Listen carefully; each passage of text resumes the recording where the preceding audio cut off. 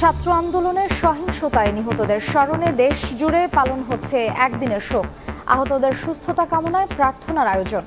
সামাজিক মাধ্যমে লাল ছবি ধারণ কর্মসূচি বৈষম্য বিরোধী ছাত্র আন্দোলনের।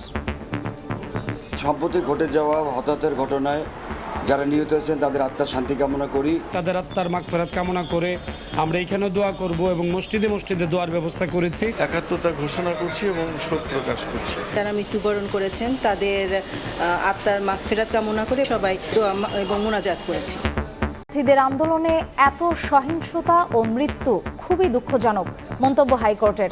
শুনানিতে দুই পক্ষের আইনজীবীদের হট্টগোল। কোন আইনে 6 সমন্বয়ক ডিবিতে আদালতের প্রশ্ন। স্বেচ্ছায় তারা ওখানে যে আশ্রয় নিয়েছেন সেটা তাদের মুখ থেকে আমরা শুনতে চাই। এসে আদালতের সামনে তারা সে কথাটাই বলুক। আমরা আমাদের সন্তানদের রক্ষা করার জন্য এসেছি, কারো বাপের প্রয়োজনে আমরা এখানে আসিনি। দেখছিলেন প্রধান শিরোনাম। দুপুরের সময় সঙ্গে আছি আমি মার্জিয়া শ্রেয়া। এবারে অন্যান্য শীর্ষ সংবাদ।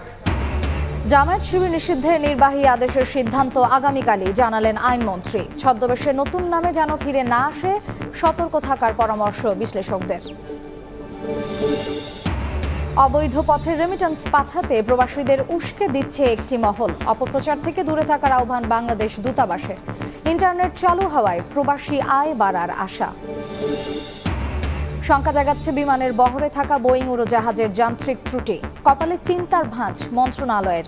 রক্ষণাবেক্ষণে গুরুত্ব দেওয়ার তাগিদ বিশেষজ্ঞের।